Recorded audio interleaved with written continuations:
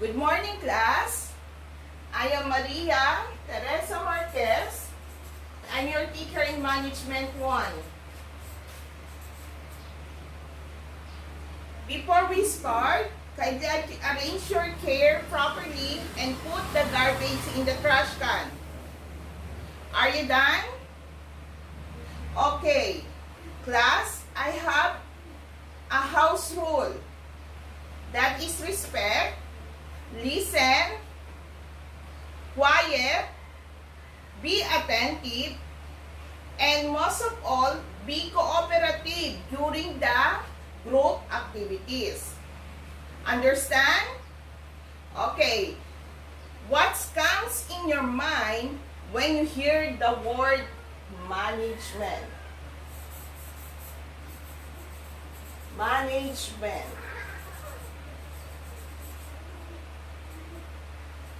Any volunteer in the class? Yes?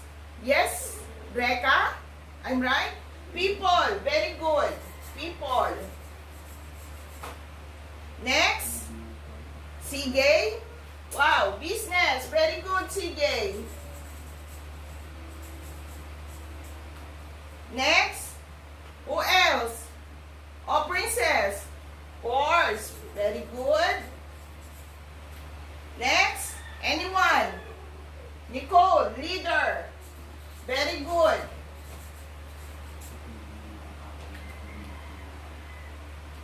Anyone? Okay, all of you got the correct answer. Management from the word manage means handle with skill or authority, directing and controlling in one business, or in Tagalog, that is pangangasiwa.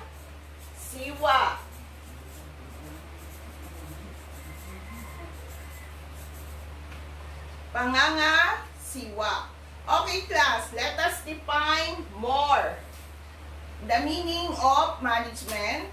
Terence, please read the meaning of management.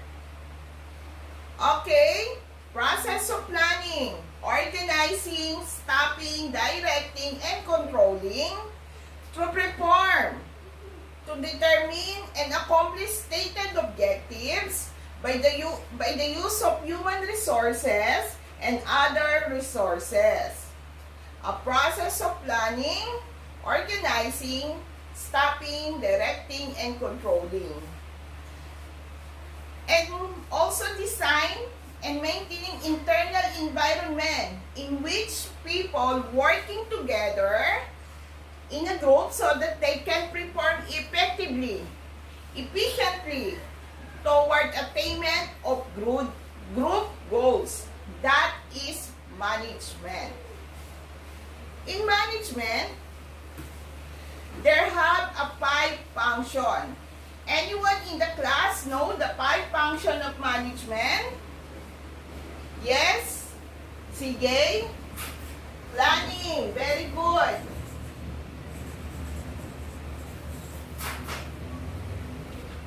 Any other? Organizing.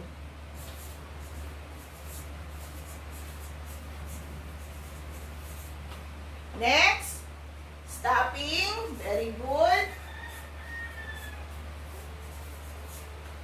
Yes? Oh, yes. Directing. And the last one is controlling.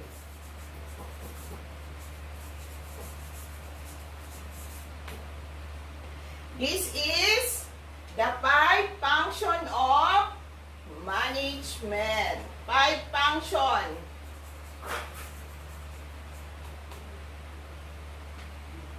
Let us define one by one. Reka, please read the meaning of planning. Entails setting objectives and deciding in advance the appropriate course of action to achieve this objective. Process of deciding in advance what to do and how to do. This is the first step in function of management. This step involves of selecting mission. Take action on how to achieve the objectives of the business, not only the objective, but the programs, procedure, budgeting, rules and regulation, and other type of alternative future action. That is planning. Understand? Okay, next, proceed to organizing. Kindly read, CJ, please. Okay. Organizing. Formulating objective. Formulating objective. Identifying and classifying. Groupings. Delegating authority. Coordinating authority. Grouping together of people. Establishing relationship. Defining the authority and responsibility of personnel by using the company and other basic resources to attain predetermined goals or objective. That is organizing. Next, stopping. Stopping is recruitment, selection, introduction and placement, training and development, appraisal, promotion, compensation, estimation of manpower. It means putting the right man on the right job. This is conducted by HR department or the HR head or the HR coordinator who interview the people. Did you understand about staffing? That is recruitment. Recruitment. The word recruitment. Okay, next is directing. What can you see the picture? You see an arrow, a people pointing a one direction. Directing is the motivational process. Involves communication and leadership. Manager, this is the manager, the one who leads and understands the motives of people. And they should maintain the improve the interpersonal relationship in an organization so that people can be satisfied by contributing the achievement and development objective. That is directing. Okay, let us now proceed to the last function of management, controlling. So, controlling, set performance standard and goals. Measure performance. Compare actual performance to establish performance standard. Take corrective action. Use information gained from the process to set up future performance and standard. This activity is only to aim two purposes. To see to it that the result of the operation are close possible to the established goal.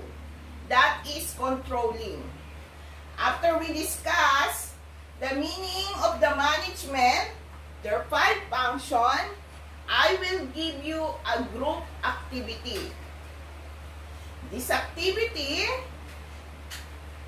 I will give you a scenario or a problem. You need to solve and make a conclusion. This is a case study, guys. You will now go on your respective group. Okay, I will give you only 5 minutes to answer the case study. Then after that, we will post it here in front of the blackboard. You need to be cooperative. That is our house rule. Don't forget that. Are you done? Okay, pass it to me. Let us see the case study of Group 1.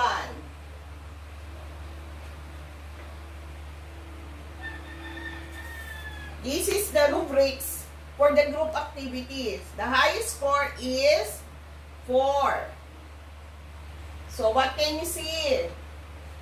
Oh, very good. Group 1's got 4 points. Next, Group 2, another 4 points. Group 3, very good also, another 4 points. Group 4, very good, another 4 points. And Group 5, another 4 points. All of you are very good in your activities. In these activities, you must know the importance of understanding the management. What is the importance of understanding the management? I will cite an example. If you are dreaming or wants to have a business someday, you can use it, what you have learned today, because you know the function of management, the meaning of management, even if this is a small business, but you need to plan, organizing, stopping, directing, and controlling. Okay.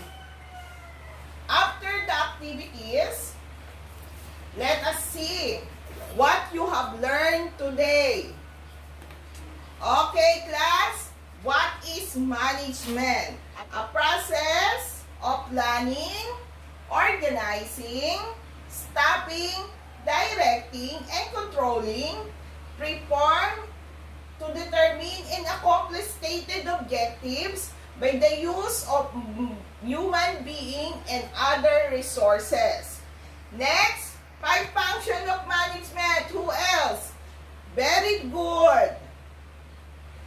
5 functions of management is planning, organizing, stopping, directing, and controlling. All of you are very good. Because of that, get 1/4 sheet of ad paper. So we have a short quiz for today. Answer this following question. Identify the following. I will give you only 5 minutes to answer this. Ready? Okay, very good. Are you done? Okay, pass your paper so that I can record your score today for your short quiz. We have an assignment for tomorrow. Kindly copy this. Okay, this is your assignment. Don't forget to study our lesson. Are you done with your assignment? Okay. Goodbye, class. See you tomorrow.